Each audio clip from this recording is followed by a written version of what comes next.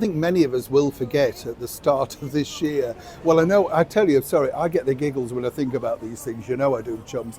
But I don't think that you can never really forget. There's two things really so far in my royal year that do make me laugh. The interview with Jamie Kern-Lima and the full body chills. I just find that so funny, the whole way that she spoke and acted with Meghan. And this particular segment, yes, when Meghan said, well, everybody knows jam's my thing.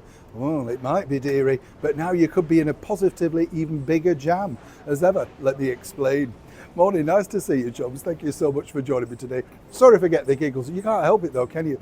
It's just the way that woman sat there with the yeah. And once you've seen this sort of spoofs, it's very hard to watch that without giggling. You know what I mean?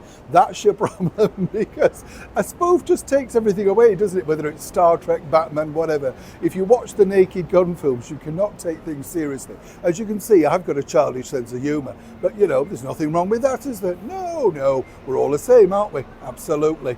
Now, here's the problem for Meghan Markle. It's one, really, that you can't compete with. Simply because, you know, some people might say they have better facial hair, they have better sort of grooming, and more importantly, they become a style icon and kind of everything. We're talking about Sir David Beckham. Now, there's a lot of stories in the media about how, you know, he's now sort of taken on Meghan with his brand of honey. And let's not forget, it was David and His Majesty the King who sort of bonded over their love of honey.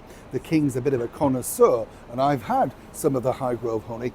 Very nice. But it's a thing, isn't it, whether you like honey or not, a little bit sort of sweet sometimes for me. Are you the same? Absolutely. Don't mind it in moderation. Jam, totally different thing. Now, here's where this really hots up, you see, because David Beckham recently has put out a video, and this is exactly what's wrong with Meghan's marketing. David and his wife Victoria, Lady Victoria, should I say.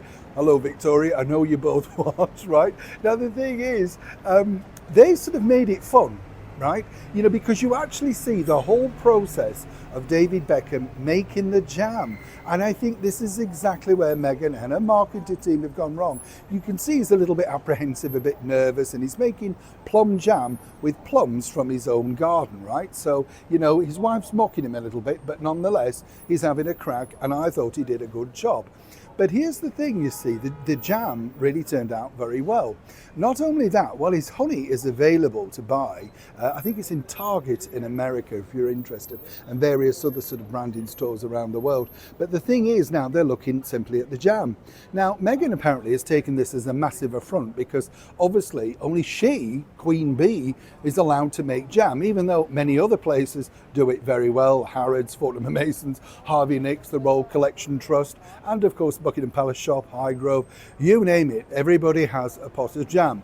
Now, the thing is, Meghan, as you know, was very keen to wonder if the Buckingham Palace Shop may take her brand.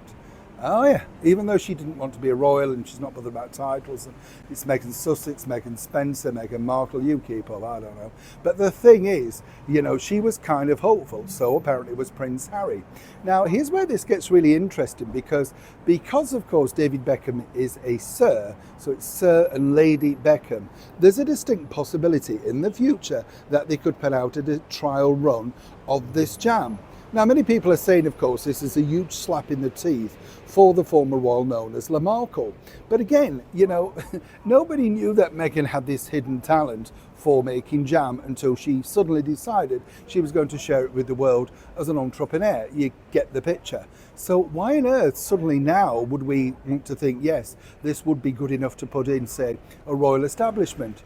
David Beckham has proved that not only is he a bit of fun, and he likes the idea of being fun, and who would have thought that a former international footballer would suddenly turn his hand to doing these sort of things? Beekeeping, another sudden hobby apparently of Meghan Markle. But he's been doing it for years and cultivating it and really gets quite passionate about it. I've met David on a number of occasions. Don't get talking about the honey. You could be there a long time. You know what I'm saying? So the jam obviously is going to be something that's not going to go away from the Meghan domain very easily. And as Netflix now have to decide, is it worth carrying on with the brand? Is she really going to get behind it? How are they going to flog it? All of that sort of stuff. Once again, somebody literally at the side of her that could have been incredibly helpful because, of course, they both decided that the Beckhams apparently, allegedly, were selling stories about them to the media. Meghan once again lost the grip of some people that could have been very useful, very fruitful, if you forgive the pun, and could have helped with her brand enormously. Seemingly though, these people are all against her, but seemingly they're thriving without the friendship. Either way, looks like Meghan's in a jam once again. Neil Shaw in the very heart of London.